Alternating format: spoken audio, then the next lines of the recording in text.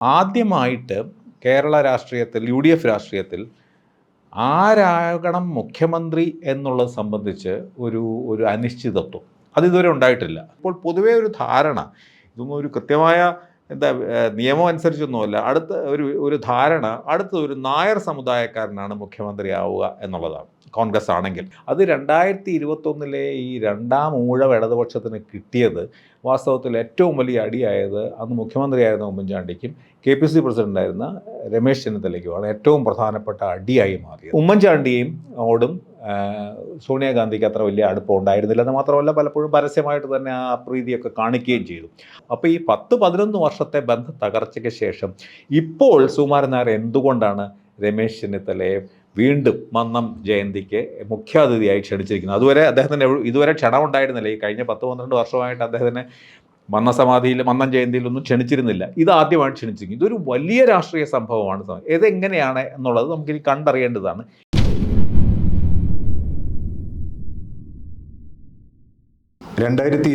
തിരഞ്ഞെടുപ്പിൽ കേരളത്തിൻ്റെ അധികാരഘടനയിൽ അല്ലെങ്കിൽ ആ ഇലക്ഷനിൽ എന്തൊക്കെയാണ് പ്രധാനമായിട്ടും ചർച്ചാവിധേയമാകുക, അല്ലെങ്കിൽ എന്തൊക്കെയാണ് പ്രധാനമായും ആ തിരഞ്ഞെടുപ്പിനെ ബാധിക്കുക, അതിനെക്കുറിച്ചുള്ള ചർച്ചകൾ കേരള രാഷ്ട്രീയത്തിൽ തുടങ്ങിക്കഴിഞ്ഞു. ഇപ്പോൾ കേരളത്തിൽ കോൺഗ്രസ്സിൽ പലതരത്തിലുള്ള രാഷ്ട്രീയ ധ്രുവീകരണം നടക്കുകയാണ്.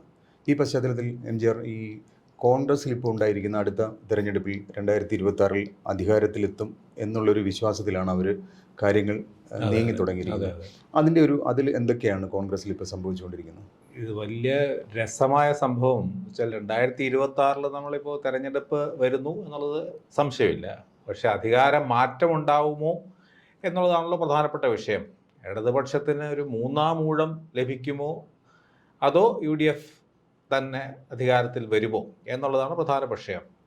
അപ്പോൾ UDFും അല്ലെങ്കിൽ ഒരു വലിയ വിഭാഗം ജനങ്ങളും വിശ്വസിക്കുന്നത് UDF തീർച്ചയായിട്ടും അധികാരത്തിൽ വരും. ഈ രണ്ട് ഊഴം കഴിഞ്ഞു, ഇപ്പോൾ പൊതുവേ സർക്കാരിനെതിരായിട്ടുള്ളൊരു വികാരമുണ്ട് എന്നൊക്കെയാണ് പൊതുവെ കരുതപ്പെടുന്നത്.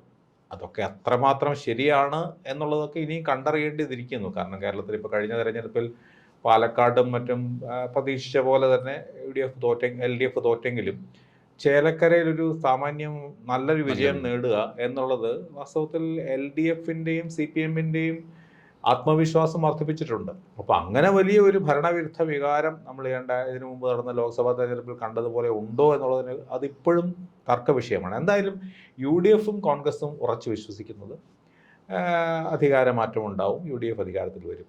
അപ്പോൾ അവിടുത്തെ പ്രശ്നം ആദ്യമായിട്ട് കേരള രാഷ്ട്രീയത്തിൽ UDF രാഷ്ട്രീയത്തിൽ ആരാകണം മുഖ്യമന്ത്രി എന്നുള്ളത് സംബന്ധിച്ച് ഒരു അനിശ്ചിതത്വം അതിതുവരെ ഉണ്ടായിട്ടില്ല.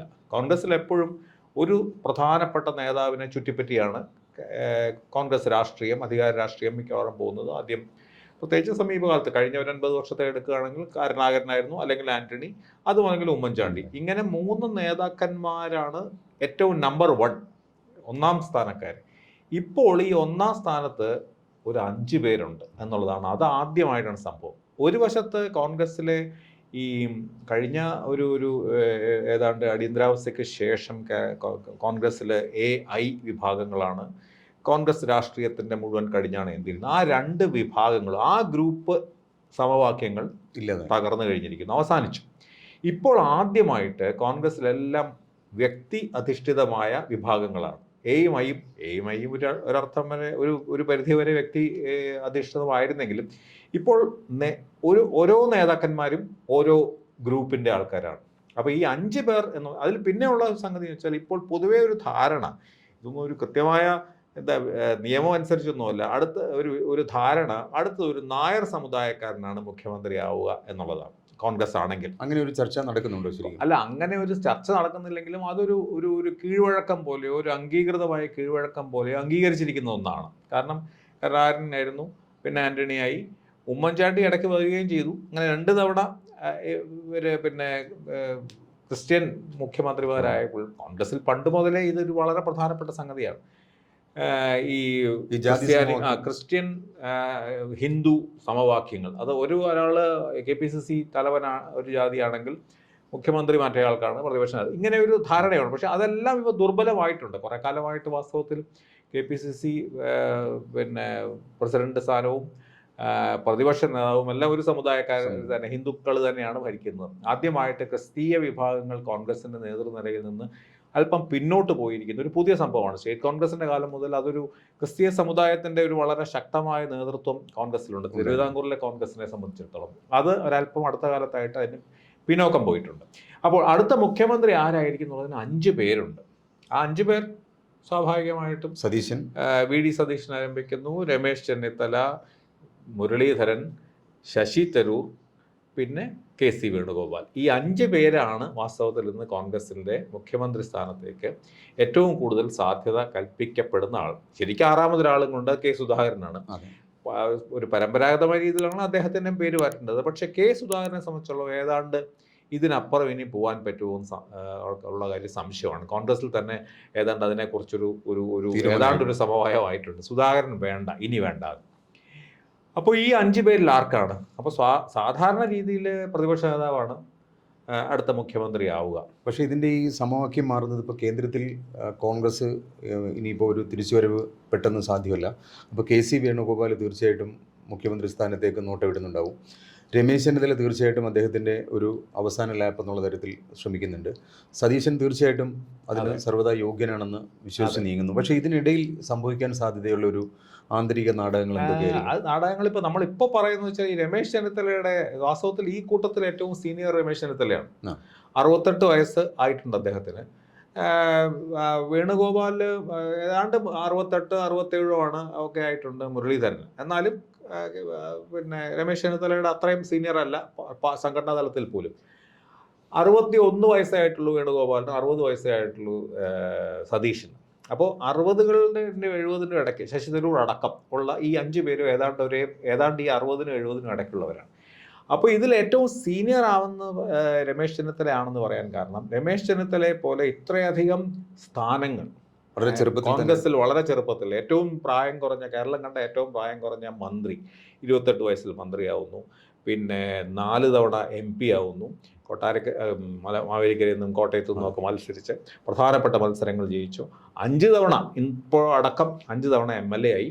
കോൺഗ്രസ് വർക്കിംഗ് കമ്മിറ്റിയിൽ വന്നു. ഇതിനൊക്കെ പുറമെ NSUIൻ്റെയും ഇന്ത്യൻ യൂത്ത് കോൺഗ്രസിൻ്റെയും ദേശീയ പ്രസിഡൻ്റായിട്ട് വന്നിട്ടുള്ള ഒരുപക്ഷെ മലയാളിയല്ല, സൗത്ത് ഇന്ത്യൻ, ഒരു ദക്ഷിണാന്ത്യക്കാരൻ പോലും വേറൊരാൾ ഈ 2 സ്ഥാനത്തിൻ്റെയും ദേശീയ നേതാവായിട്ടില്ല. അപ്പോൾ രമേശ് ചെന്നിത്തലയുടെ ഒരു രാഷ്ട്രീയ വളർച്ച എന്ന് പറഞ്ഞാൽ അത്ഭുതകരമായിട്ടുള്ള വിസ്മയാവഹമായിട്ടുള്ള വളർച്ചയുണ്ട്. പല ഘടകങ്ങളുണ്ട്. പക്ഷേ കഴിഞ്ഞ ഇപ്പോൾ അത് 5 വർഷമായിട്ട് അദ്ദേഹം പിന്നിലാണ്. അതെ, അതാണ് ഇപ്പോൾ. പക്ഷെ കഴിഞ്ഞ പ്രതിപക്ഷ നേതാവായ സമയം മുതൽ അദ്ദേഹം പിന്നിലേക്ക് പോയിരിക്കുകയാണ്.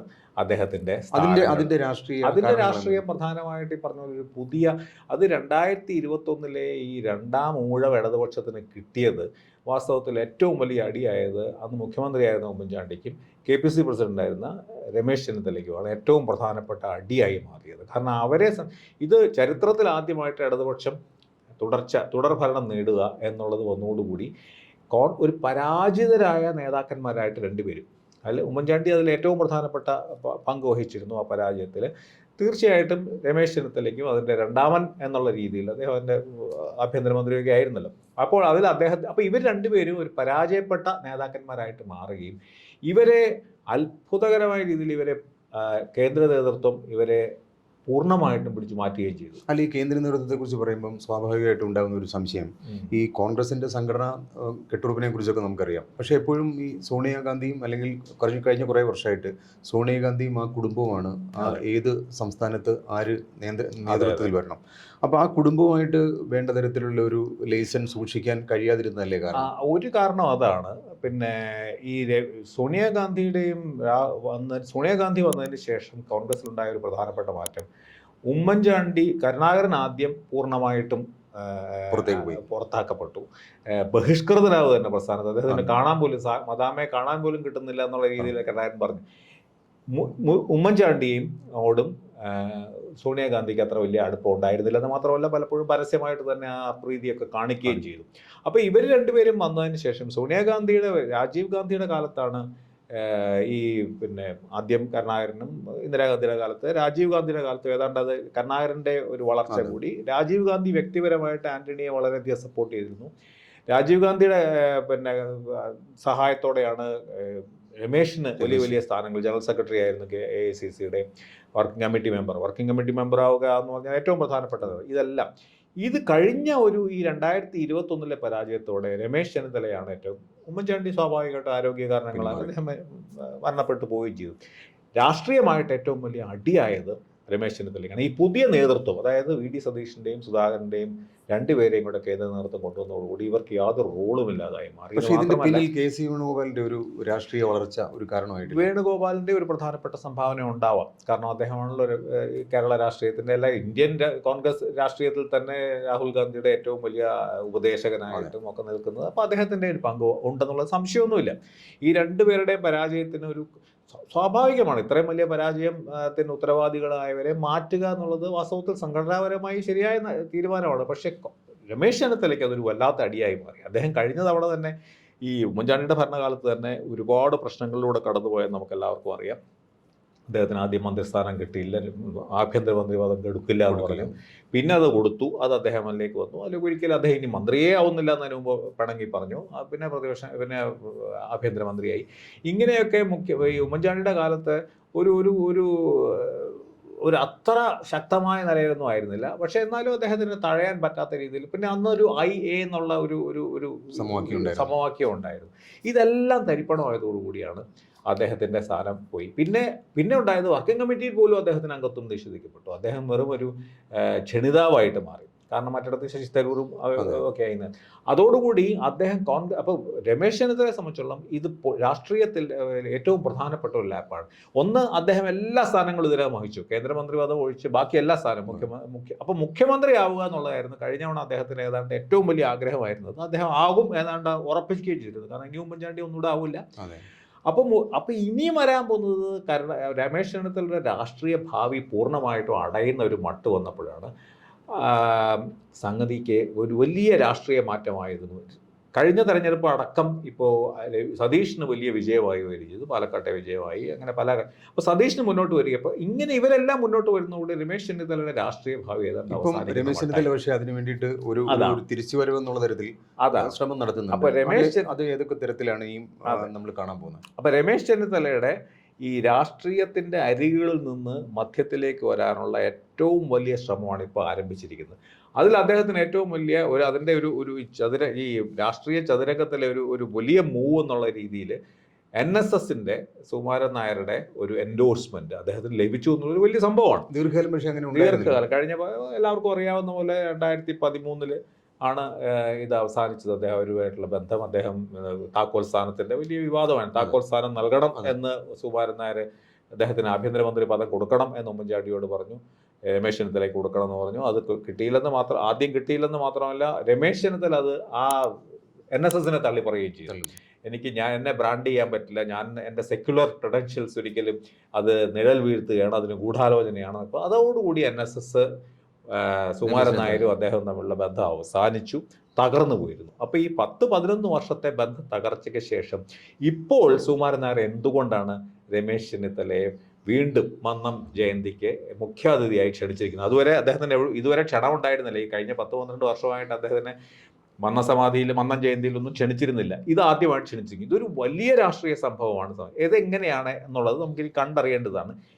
അപ്പോൾ ഏറ്റവും അദ്ദേഹത്തിന് അനുകൂലമായി നടന്ന മറ്റൊരു പ്രധാനപ്പെട്ട സംഭവം, അത് അപ്രതീക്ഷിതമായ സംഭവം, ഈ സാധാരണ സുകുമാരൻ നായർ എന്തെങ്കിലും പറഞ്ഞു കഴിഞ്ഞാൽ മറുപക്ഷമായിട്ടുള്ള SNDP വെള്ളാപ്പള്ളി നടേശൻ തിരിഞ്ഞു പോവുകയാണ് പതിവ്. അപ്പോൾ ശരിക്കും സുകുമാരൻ നായർ NSS സപ്പോർട്ട് ചെയ്താൽ ഈഴവ സമുദായം ഇല്ലെങ്കിൽ SNDPയുടെ സപ്പോർട്ട് ഉടനെ അവസാനിക്കുക പതിവ്. പക്ഷേ പതിവിൽ നിന്ന് വിരുദ്ധമായിട്ട് വെള്ളാപ്പള്ളി നടേശൻ രമേശ് ചെന്നിത്തലയാണ് ഇത് കഴിഞ്ഞിട്ട്, സുകുമാരൻ നായരുടെ എൻഡോഴ്സ്മെന്റ് കഴിഞ്ഞിട്ട് ഏറ്റവും മികച്ച മുഖ്യമന്ത്രി സ്ഥാനാർത്ഥി രമേശ് ചെന്നിത്തലയാണെന്ന് പറയുകയും ഈ മന്നം ജയന്തിയുടെ ഒപ്പം തന്നെ ഏതാണ്ട് ആ സമയത്ത് തന്നെ നടക്കാൻ പോകുന്ന വൈക്കത്ത് SNDPയുടെ ശിവഗിരിയുടെ തീർത്ഥയാത്രയുടെ ഉദ്ഘാടനത്തിനും രമേശ് ചെന്നിത്തല. അപ്പോൾ ഇത് ഒരുപക്ഷെ കരുണാകരന് ശേഷം ആദ്യമായിട്ടാണ് ഈ NSSും SNDPയും ഒരുപോലെ ഒരു കോൺഗ്രസ് നേതാവിനെ. പക്ഷേ ഈ രണ്ട് സമുദായ നേതാക്കളെയും കേരളത്തിന് അറിയാവുന്നതുകൊണ്ട് തന്നെ ഇവർ രണ്ടുപേരും വളരെ ആസൂത്രിതമായിട്ട് രമേശിനെ അകത്താക്കി പുറത്താക്കുക എന്നുള്ള ഒരു തന്ത്രം, അങ്ങനെ ഒരു സാധ്യത ഉണ്ടാവും. അതിൻ്റെ പ്രധാനപ്പെട്ട കാരണം സതീഷിനോടുള്ള എതിർപ്പാണ്. VD സതീശൻ NSSന്റെ സുകുമാരൻ നായർക്ക് കണ്ണെടുത്ത് കണ്ടുകൂടാത്ത ഒരു നേതാവാണ്. കാരണം അദ്ദേഹം തന്നെ നേരത്തെ പറഞ്ഞിട്ടുണ്ട്, ഞാൻ സമുദായ നേതാക്കളുടെ തിണ്ണ നിരങ്ങാൻ പോവില്ല എന്ന് തന്നെ പ്രഖ്യാപിച്ചു. പക്ഷെ അപ്പം തന്നെ സുകുമാരൻ നായർ പറഞ്ഞു, മുമ്പ് തിണ്ണ നിരങ്ങിയിട്ടുള്ള കാര്യമൊന്നും ഞാൻ ഓർമ്മിപ്പിക്കേണ്ടതില്ലല്ലോ എന്ന് സുകുമാരൻ നായർ അപ്പം തന്നെ പറയുകയും ചെയ്തിരുന്നു.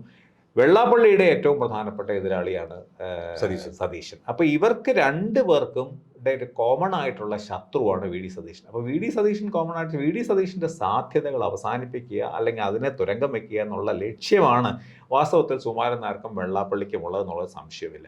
ഇനി ഏറ്റവും പ്രധാനപ്പെട്ട ഒരു സംഭവം എന്ന് വെച്ചാൽ ഈ മുമ്പ് തന്നെ നായർ സമുദായത്തിലോ NSSനോ അല്ലെങ്കിൽ ഈഴവ സമുദായത്തിലോ SNDPക്കോ അങ്ങനെ ഒരു അപ്രമാദിത്വമൊന്നുമില്ല. അവർ പറയുന്ന പോലെ അനുസരിച്ചൊന്നുമില്ല. സമുദായം കൂടുതൽ ആൾക്കാർ അവർ പറഞ്ഞ ഒറ്റ കാരണം കൊണ്ട് ചെയ്യാതിരിക്കും. അതുകൊണ്ട് തന്നെ വെള്ളാപ്പള്ളിക്ക് അങ്ങനെ ഒരു കുപ്രസിദ്ധി തന്നെയുണ്ട്. വെള്ളാപ്പള്ളി ആരെങ്കിലും സപ്പോർട്ട് ചെയ്താൽ ആ സ്ഥാനാർത്ഥിയെ തൂക്കുമോ.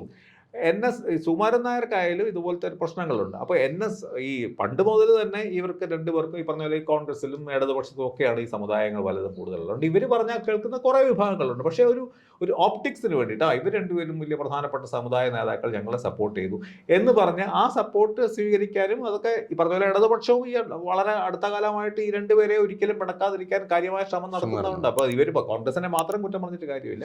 ഇടതുപക്ഷത്തിന്റെ കാര്യം പറഞ്ഞുകൊണ്ട് ചോദിക്കുകയാണ്. ഇടതുപക്ഷത്തിൽ തന്നെ ഈ മുസ്ലിം പ്രീണനം വല്ലാണ്ട് കൂടുന്നുണ്ട് എന്നുള്ള തരത്തിൽ അടുത്ത കാലത്ത് അതിന്റെ ഒരു മൊത്തം ഒരു സ്ട്രാറ്റജി മാറ്റുന്നതായിട്ടുള്ള ഒരു അങ്ങനെ അതുണ്ട്, അതൊരു വശമുണ്ട്. പക്ഷേ ഈ പ്രശ്നം നമുക്ക് ബാക്കി കൂടെ പറഞ്ഞു തീർക്കാം. കാരണം ഇതിന്റെ ഒരു പ്രശ്നം എന്ന് വെച്ചാൽ ഇവർ രണ്ടുപേരും മുമ്പ് തന്നെ സപ്പോർട്ട് ഇല്ല, സമുദായത്തിന്റെ സപ്പോർട്ട്. രണ്ടാമത്തെ ഈ സമീപകാലത്ത് ഉണ്ടായിരിക്കുന്ന ഏറ്റവും വലിയ രാഷ്ട്രീയ സംഭവ വികാസം BJPയുടെ കടന്നുകയറ്റമാണ് ഈ രണ്ട് സമുദായത്തിൽ. ഈ രണ്ട് സമുദായത്തിൽ ഇന്ന് NSS നേതൃത്വം BJPയുമായിട്ട് നല്ല ബന്ധമല്ല എന്ന് എല്ലാവർക്കും അറിയാം. പ്രത്യേകിച്ച് സുകുമാരൻ നായർക്ക് നല്ല ബന്ധമല്ല. BJPയെ അങ്ങോട്ട് അടുപ്പിക്കാറുണ്ട്. പക്ഷേ SNDPക്ക് അങ്ങനെയല്ല.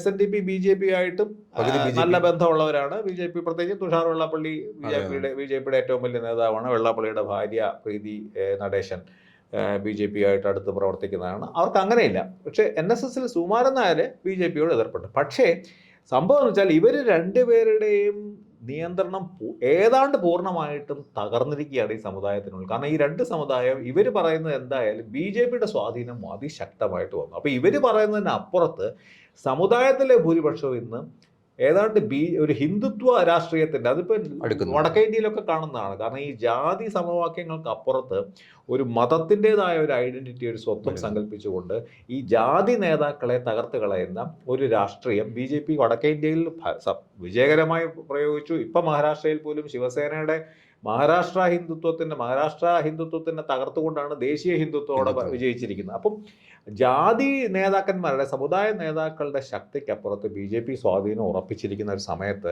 വാസ്തവത്തിൽ ഇവർ രണ്ടുപേരും പിന്തുണ കൊണ്ട് പ്രയോജനം എന്തെങ്കിലും കിട്ടുമോ എന്നുള്ളതിനെ പറ്റി എനിക്ക് ബലമായ സംശയമുണ്ട്. രണ്ടുപേർക്കും ഇവരുടെ രണ്ടുപേരുടെയും പിന്തുണ കൊണ്ട് ഏതെങ്കിലും ഒരു കോൺഗ്രസ് നേതാവിന് സാധ്യതയില്ല. പിന്നെ ഇത് കാണാം.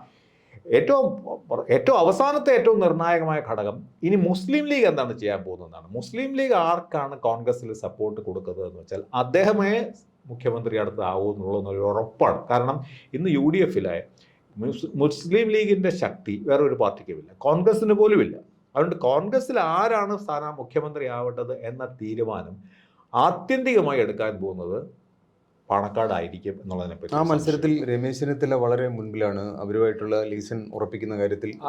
എനിക്കതിനെപ്പറ്റി സംശയമുണ്ട്. കാരണം രമേശ് ചെന്നിത്തലയോട് അങ്ങനെ ഒരു വലിയ വിശ്വാസമൊന്നും മുസ്ലിം ലീഗിനില്ല. കാരണം പല കാരണങ്ങളുണ്ട്. ഇതുവരെയുള്ള ചരിത്രത്തിൽ പലതവണ സംഭവിച്ചിട്ടുണ്ട്. രമേശ് ചെന്നിത്തലയ്ക്ക് എങ്ങനെ ഒരു ഐഡൻറ്റിറ്റി ഉണ്ട് എന്നുള്ളൊരു വിചാരമുണ്ട് അവർക്ക്. പക്ഷേ ഇതിനകത്ത് മറ്റൊരു പ്രധാനപ്പെട്ട സംഗതി, ഈ വഖഫ് ബോർഡിൻ്റെ പ്രശ്നത്തിലൊക്കെ സതീഷ് നിലപാട് ഒരു ക്രിസ്ത്യൻ സഭകൾക്ക് അനുകൂലമാണ് എന്നൊരു ധാരണ മുസ്ലിം സമുദായത്തിലുണ്ട്. ലീഗിൻ്റെ ഒരു വിഭാഗത്തിൽ നിന്ന് അങ്ങനൊരു വിശ്വാസമുണ്ട്. അപ്പോൾ അത് ഒരു പ്രധാനപ്പെട്ട പ്രശ്നമാവുകയാണെങ്കിൽ അത് കാരണം, അല്ലെങ്കിൽ ഇപ്പോൾ സതീഷിനാണെങ്കിൽ ന്യൂനപക്ഷങ്ങളുടെ പിന്തുണ ശക്തമായിട്ടുണ്ട്. ഈ NSSൻ്റെയും SNDPയുടെയും ഇല്ലെങ്കിലും മുസ്ലിം ലീഗിൻ്റെ പിന്തുണ ഉണ്ടായിരുന്നു. ഇപ്പോൾ ഈ പറഞ്ഞ പോലെ അവിടെ ഒരു സംഭവ വികാസം ഉണ്ടായിരിക്കുന്ന മാരാമൺ കൺവെൻഷനിൽ പതിവില്ലാതെ ഒരു ഹിന്ദു നേതാവ് ഒരു ക്രിസ്ത്യൻ ഇതര നേതാവിനെ ക്ഷണിക്കും. ഇതിനു മുമ്പ് അച്യുതമേനോനോ അങ്ങനെ ആരും ക്ഷണിച്ചിട്ടുണ്ടെന്ന് പറയുന്നു. പക്ഷേ അവിടെ ഒരു ക്ഷണം ലഭിച്ചിരിക്കുകയാണ്. അപ്പോൾ ക്രിസ്തീയ സഭകൾക്ക് അനുകൂലമായി മുനമ്പെടുത്ത അദ്ദേഹം എടുത്ത നിലപാട് പല ക്രിസ്തീയ സഭകളുടെ സമ്മേളനങ്ങളിലും പോയി അദ്ദേഹം വലിയ ബൈബിൾ വാചകങ്ങളൊക്കെ ഉദ്ധരിച്ച് പ്രസംഗിക്കുന്നു. അങ്ങനെ ക്രിസ്തീയ വിഭാഗങ്ങൾക്ക് ഒരു സമ്മതനായി മാറിയിട്ടുണ്ട് സതീശൻ. അതുകൊണ്ട് അതായത് പറഞ്ഞ ആത്യന്തികമായി മുസ്ലിം ലീഗിൻ്റെ സപ്പോർട്ട് അത് രമേശിനായിരിക്കുമോ സതീഷിനായിരിക്കുമോ എന്നുള്ളതിനെ അവർ കാണാനിരിക്കുന്നതേ ഉള്ളൂ. അതാണ് രമേശിന് പൂർണ്ണമായ സതീഷിന് രമേശിനും ആർക്കും ഒരു ഗ്യാരണ്ടി വാസ്തവത്തിൽ മുസ്ലിം ലീഗ് കൊടുക്കാനിടയില്ല. ഇനിയും കെ.സി. വേണുഗോപാലിനെ പോലെയുള്ളവരുടെ റോൾ അവിടെ വരും. കോൺഗ്രസ് നേതൃത്വവുമായിട്ടുള്ള ബന്ധം വരും. കോൺഗ്രസ് നേതൃത്വവും ലീഗും തമ്മിൽ ഒരു ചർച്ച നടത്തി ആരാകും എന്നുള്ള തീരുമാനമാവും. എന്തായാലും മുസ്ലിം ലീഗ് ആയിരിക്കും അവസാനമായി തീരുമാനിക്കാൻ പോകുന്ന കോൺഗ്രസിലെ മുഖ്യമന്ത്രി ആരായിരിക്കും. പക്ഷെ ഒരു പ്രധാനപ്പെട്ട കാര്യം, രമേശ് ചെന്നിത്തല വളരെ സ്വീകാര്യനാണ് പലപ്പോഴും ഈ പറയുന്ന മതസംഘടനകൾക്ക് എന്നുള്ളൊരു സംഭവമുണ്ട്. കാരണം ക്രിസ്ത്യൻ കമ്മ്യൂണിറ്റി ആയിട്ടും അല്ലെങ്കിൽ മുസ്ലിം നേതാക്കന്മാരുമായിട്ടും സതീശിനേക്കാൾ കൂടുതൽ ലൈസൻസ് സൂക്ഷിക്കുന്നത് രമേശാണ്. ആ രീതിയിൽ രമേശ് ഇനിയുള്ള ദിവസങ്ങളിൽ അല്ലെങ്കിൽ ഇനിയുള്ള ഒരു വർഷം എങ്ങനെയുള്ള ഒരു നീക്കമായിരിക്കും നടത്താൻ സാധ്യതയുള്ളത്?